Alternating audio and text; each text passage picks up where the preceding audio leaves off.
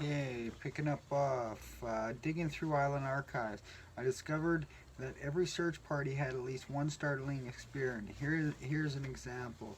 The next year, 1850, the men went at it again, and again, again the rush of water stopped them. They discovered it was salt water rushing into the pit. Water was also oozing out on the sands of Smith Cove. As we know, we've seen it this year too, when they put the dye in there last year. Out into the sands of Smith's Cove. The diggers supposed the pirates had dug a tunnel to allow the water in if any person tried to get at their treasure. They decided to outfox the pirates by digging in the beach. They built a dam to keep out the tide, but a high one broke it down. Next, they sank a new shaft near the original one. They went down 118 feet and then tunneled toward the pit. Just as they were near, the whole thing caved in. 10,000 feet of cribbing crashed with it, and the pit again filled in with water. They packed their belongings and left. By 1866, there were 20 shafts in a circle about the money pit, all filled with water. There was talk of one jewel being brought up and 3 links of gold chain. In the late 1896, to compound the mystery, a drill was sent down 153 feet. Results bordered the incredible. Listen to this: at 153 feet, the drill struck cement. It went through 7 inches of this, and then struck hard wood, 5 inches of oak, 3 inches of metal, and then it hit a hard surface it couldn't penetrate. Opinion of the elders. The late Judge Fred L. Blair of Amherst, who died in 1951, spent 50 years trying to solve the problem. He leased the island from Nova Scotia government, and when he wasn't hammering the earth, hundreds of other candidates sought his permission. The late Franklin D. Roosevelt turned to spade in 1908 when he was a young lawyer. At one time, 7 women sailed from England to join the hunt, while movie stars and opera singers are finance other forays. By now, Oak Island is quite a tourist attraction. Visitors hire boats at Western Shore, a fishing village, and ride 400 yards across water to the island. Facing the mainland are 2 farm buildings in disrepair. These are mute testimonies to sporadic attempts at settlement. 30 years ago, a colored family manned the rocky ground. They were replaced by a Scottish family. Both found rough going. We take visitors around the island, but all they want to see is the hole, said Arthur Mosser, a boatman. They don't bring shovels themselves, but it's surprising how much they know when they see the hole with a few beams on top. Residents of Western Shore have been watching the parade so long they should be tired of the treasure hunts. But far from it. Get the old-timers together and they talk about Perazzi, Consador, who amassed great riches from Spain, and Queta, a merchant, Kidd's most famous capture. They know their history. The opinion of the elders is that Oak Island does contain treasures, no doubt about it. And if the trouble all these years had been that people looked in the wrong places.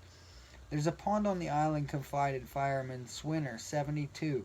That's the logical place to hide a sea chest. Why don't they dig there? Yeah, so that was said in 1956, July 14th, or whenever he did the interview with that dude. It says George Green hopes to find $120 million in gold buried by Buccaneer, like the one up top or whatever. Diggers are seen below by oak beams from one of the 32 shafts sunk since 1795. And again, I can just show you guys. I don't know if you can see it. It's kind of cool.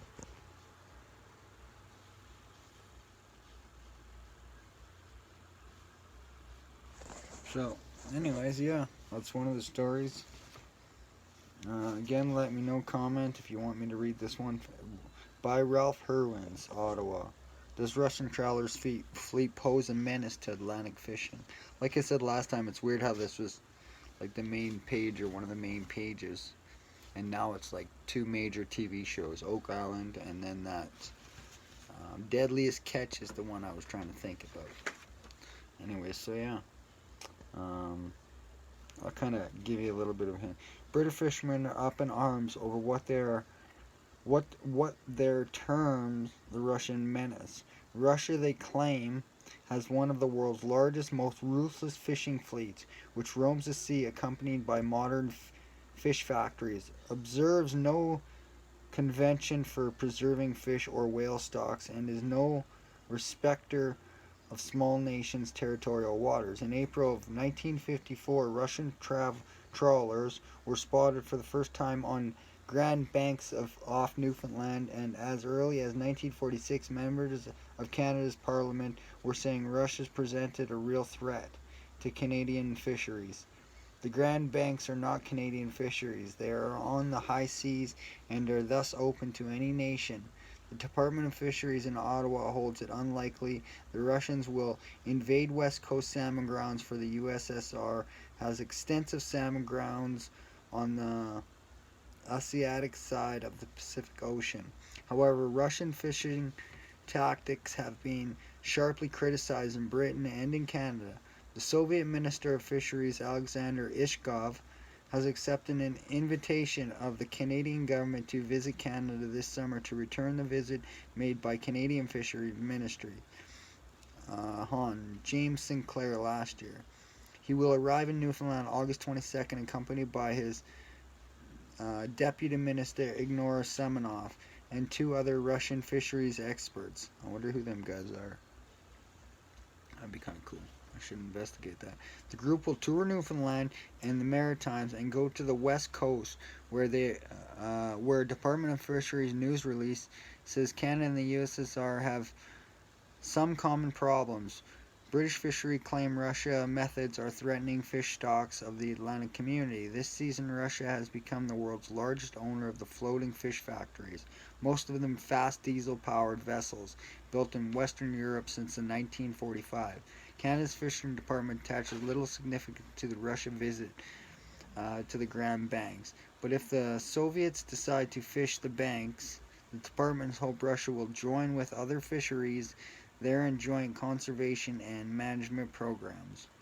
F.H. Wooding, Director of Information and Educational Services for Department.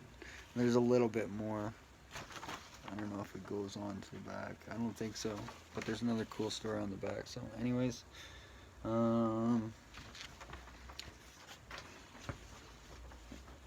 this is the story on the back. Gregory Peck. Maybe I'll read it touch.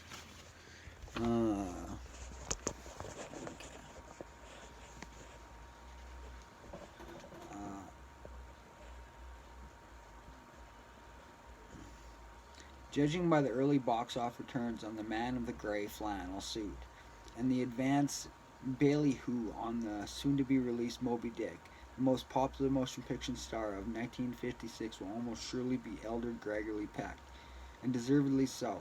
At 40, after 23 profitable films, not counting these 2, and 13 eventful years in the movie game, this gaunt, G-A-U-N-T, leading man has come to be recognized as one of Hollywood's most careful, conscious, and industrious actors. He has already been nominated 4 times for an Academy Award. During the filming of Flannel Suit, for example, Peck stayed awake nights devising the actors' call bits of business, mannerisms, movements, even lines to make the characterizations more interesting, more complete. If called upon to play a scene which he considered trite, he would politely insist that more original approach be taken. Greg is one actor, says Nanny Johnson, who wrote directed Flannel Suit, who simply refuses to take the easy way out. He just will not act a part in a heckled way. He tries to make it different, to infuse it with dimension. He's a meticulous craftsman. So yeah, that's kind of cool. There's lots more to that one. Probably a pretty driven dude by the sounds of it. Anyways, yeah, enjoy. Talk to you guys soon.